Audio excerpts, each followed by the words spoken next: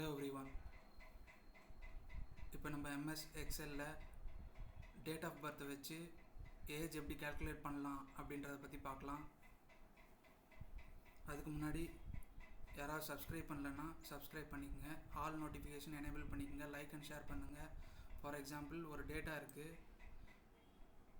இந்த டேட்டாவில் date of பர்த்தை வச்சு ஏஜ் கால்குலேட் பண்ணணும். அதுக்கு equal to today function use பண்ணி இன்றைக்கி டேட்டா கொண்டு வரலாம். இந்த டேட் ஆஃப் பர்த்துக்கும் ஏஜுக்கும் நடுவில் எவ்வளோ டேஸ் இருக்குன்றது தெரியணும்.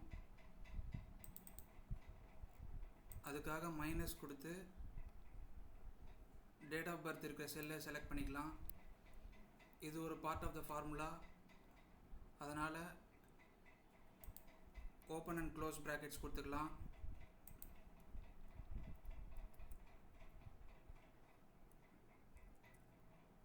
இது ஜென்ரல் ஃபார்மேட்டுக்கு சேஞ்ச் பண்ணிக்கலாம்.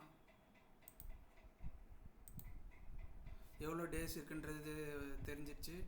இப்போது எவ்வளோ இயர்ஸில் இருக்குன்றது தெரியணும்.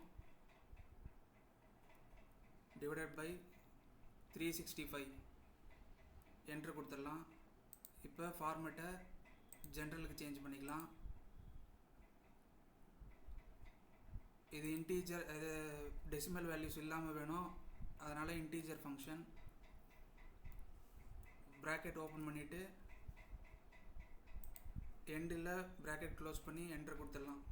இப்போ நம்மளுக்கு ஏஜ் கால்குலேட் ஆகிடுச்சு. இதை அப்படியே ஆட்டோ ஃபில் பண்ணிக்கலாம்.